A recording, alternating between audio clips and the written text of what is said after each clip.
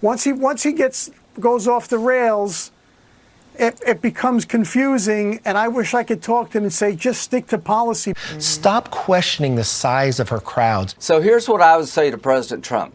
The problem I have with Kamala Harris is not her heritage, it's her judgment. Some of it became about Brian Kemp, the Republican governor.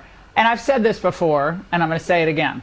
Shooting inside the tent right now of the Republican Party, that's a loser strategy. That's not going to work. When Trump attacks Harris personally rather than on policy, Harris's support among swing voters rises, particularly among women. Trump's frustrated. He's arguing crowd size, claiming her numbers are inflated by AI. He's miffed that Harris has taken over his no tax on tips idea. He's actually looking back to 2020, telling a big donor, we've got to stop the steal all over again. This is according to the New York Times, which also reports he used foul language to describe his opponent. Not a good idea if you want to attract suburban women who can make or break your campaign. You just heard from a number of Trump's own allies who desperately tried to explain to him that whatever campaign strategy he thinks he's using right now, it's not working. The conspiracy mongering about Kamala Harris's race and personal attacks against her, it's all turning off regular people, and if he doesn't change course, he's going to lose this election. And that sentiment is shared by most people in the MAGA world right now, including some of the most sycophantic Trump loyalists, such as Laura Loomer, who tweeted this, quote, President Trump needs to make some serious changes in his campaign ASAP. The ground game is not sufficient. The offense is lacking. The communication is dismal.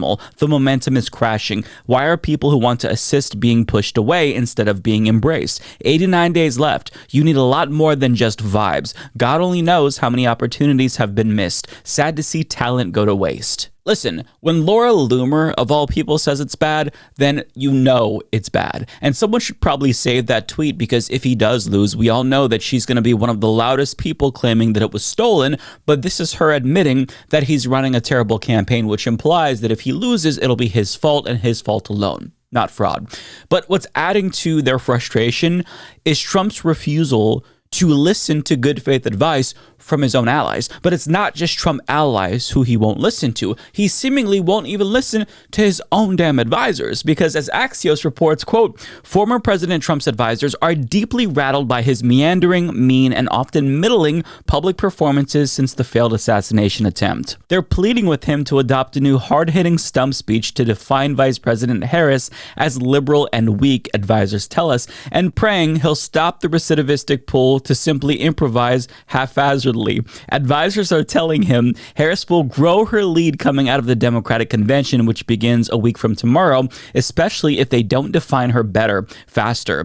Then, just a week after the convention, it's already Labor Day. Republican sources close to Trump tell us he realizes he needs to bring new focus to a message that can be meandering and self-indulgent. But it's Trump, so a new script is often fictional wishfulness. Trump is, quote, struggling to get past his anger, a top Republican source tells us. Trump's aides know he won't change, so they're focusing not on the need for him to change, but on the need to adapt his message to win, the source said. But he has to convince himself to leave the other garbage behind. So even his own advisors know that it's kind of a lost cause at this point, because Trump is going to be Trump, and there's not really anything you can do to change that, which is why they're praying he changes course rather than advising him to change course, because that's completely pointless. Trump is going to do what he wants to do, and if he's pissy, he's going to whine.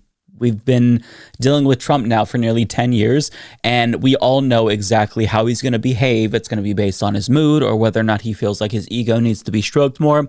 Now, unfortunately for the Trump campaign, they're running against a campaign that actually wants to win and knows how to use his own impulses against him. And they know how to get into his head. And I say this because Kamala Harris's campaign has been going on Truth Social and comparing the size of her crowds to his crowds. And this strategy is clearly paying off, because it's now the only thing that Trump is able to focus on. And to demonstrate how that's the case, I'm going to play a quick compilation from CNN of Trump coping and seething about crowd sizes. But at the end of the clip, CNN's Jim Acosta is going to give us some additional insight into what Trump's own team is saying about this, and it's very, very telling. They said, oh, she had a big crowd. Oh, the crowd, the press is talking about the crowd. In New Jersey, I had 107,000 people. The press never even talked about it because they're fake. I have 10 times, 20 times, 30 times the crowd size. In history, for any country, nobody's had crowds like I have. Nobody's spoken to crowds bigger than me. If you look at Martin Luther King, when he did his speech, his great speech, and you look at ours, same real estate, same everything, we actually had more people. I was talking to a Trump advisor earlier this morning and asking him about, Trump harping on this crowd size issue and asked, why is he doing this? And the response I got in the text was, quote, no effing clue. Okay, I need you all to understand this. When a Trump advisor responds to a question from a CNN anchor, knowing what he says is going to be broadcasted to millions of people, and his response is that he's got no effing clue why Trump's doing what he's doing, you know that person is frustrated with Donald Trump because it is his job. It is the job of the Trump team to make him look as good as possible. But even they're not trying to spin it. They're just kind of doing what we're all doing. They're shrugging and they're just saying, I don't know what the fuck he's doing. Your guess is as good as mine. It's Donald Trump. Wow. So they are in bad shape right now. But Kamala's strategy of getting in his head over crowds is paying off way more than anyone ever anticipated. And I say that because we all know their goal was to bait him into looking unhinged, but I don't even think they anticipated how effective that strategy would be because he tweeted this on Truth Social, quote, "Has anyone noticed that Kamala cheated at the airport? There was nobody at the plane, and she AI'd and showed a massive crowd of so-called followers, but they didn't exist. She was turned in by a maintenance worker at the airport when he noticed the fake crowd picture, but there was nobody there. Later confirmed by the reflection of the mirror, like finish on the vice presidential plane. She's a cheater. She had nobody waiting, and the crowd looked like 10,000 people. Same thing is happening with her fake crowds at her speeches. This is the way Democrats win elections, by cheating, and they're even worse at the ballot box. She should be disqualified because the creation of a fake image is election interference. Anyone who does that will cheat at anything." Now, he also followed up saying, "Look, we caught her with a fake crowd. There was nobody there." And this is so fucking stupid, even by Donald Trump's own standards. I expect him to promote the dumbest conspiracy theories imaginable, but even by his standards, this has got me scratching my head thinking, oh my God, is he actually crazy? He might be crazy. Like, he's genuinely lost it. Just. Now, the problem with this conspiracy theory, aside from how stupid it makes him look, is that it's very easy to debunk. All you have to do is look up a video. Here, I'll show you one. The crowd, as you can see, is very much real, not AI generated. And not to mention, there were other perspectives of people in different videos that were taking pictures of the crowd and taking pictures of themselves. And unfortunately for him, he's kind of creating a Streisand effect around Kamala's crowds because now her supporters are showing up to rallies, taking selfies with themselves and all the other people there and saying, hey, I'm a very real Kamala supporter and I'm here with all these other real people. And those posts are now going viral. So everything he says is hurting him. But this is the problem with Donald Trump. He is incapable of thinking that anyone could ever be as popular as him or even have crowd sizes as big as his. So, if reality hurts his ego, we all know by now he denies reality and concocts dumbass conspiracy theories to protect his ego. But even his own allies this time are not going along with it because they all know it's hurting him. For example, both Matt Walsh and online grifter Ian Miles Chong debunked and condemned Trump's AI crowd conspiracy theory, which is really interesting to see. And a frustrated Tim Pool chimed in saying, Trump has awful advisors or no advisors. Oh, but he has advisors, Tim, but they're as frustrated as you are because he won't fucking listen to them. But Trump's in bad shape if far-right propagandists are literally debunking his conspiracy theories because they think it's going to make him look worse. Usually they just go along with what he has to say because they know that his cultists are going to attack them for daring to speak out. But everybody knows he's in such bad shape that they have to get him to stop. And if he won't stop, they have to say that they know that what he's saying is wrong because it makes all other Trump supporters look as unhinged as they really are. And Trump's doing so bad, even Ben Shapiro is memeing about how bad he's doing, Because as much as conservatives try to deny reality, nobody can pretend Trump's doing good right now. And their frustration is compounded by the fact that this is a really close race and Trump can still win, believe it or not. So we're going to listen to GOP pollster Frank Lutz, who's going to explain why Trump's allies are begging him to stop being unhinged and focus more on policy. Donald Trump has not had 2 good weeks since Biden pulled out. He's been off message. He's been very negative and very hostile, and clearly he's kind of lost his balance. He absolutely emerged from the convention with a clear and convincing lead. But what has happened, he stopped talking about immigration, he stopped talking about inflation, and instead he's been so personal with his attacks that voters are starting to recoil. And it's been really an awful 2 weeks for him. And we see it because we're doing focus groups now, trying to measure those who are coming over to Harris who do not support Biden. And make no mistake, they are issue voters. And nothing matters more to them than either inflation, which I call affordability, because they simply can't get the food and the housing and the health care and the fuel and all the things they want to live. And it's also immigration, which is a broader issue to them because that's a sense of safety and security.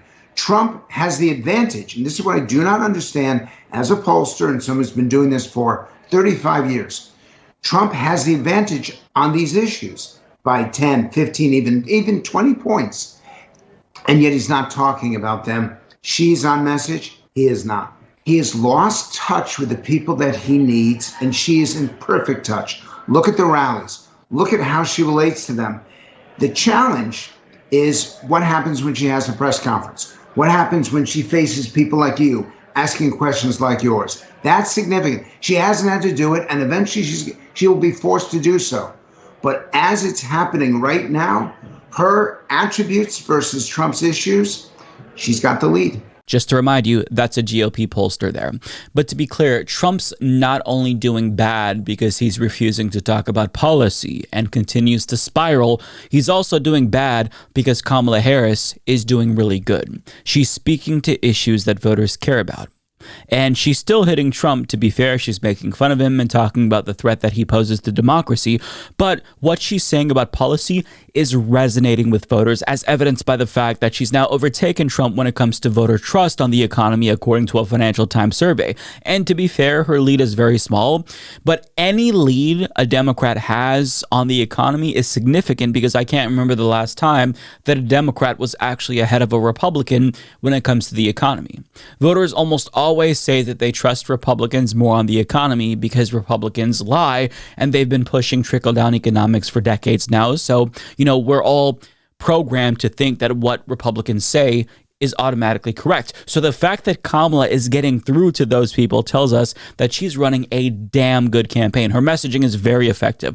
So yes, Trump's doing really poorly, but she's also running an incredible campaign. Now, you'd be mistaken to assume that the race is over, to be clear, because things can change between now and November. Trump could find his footing, and Kamala could have some missteps. She could stumble. That's entirely possible.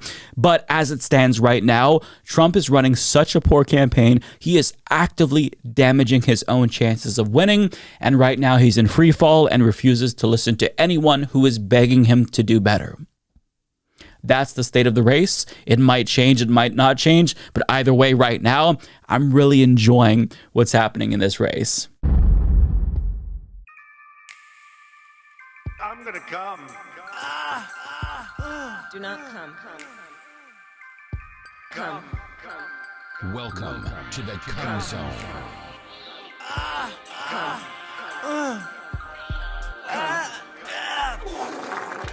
Come.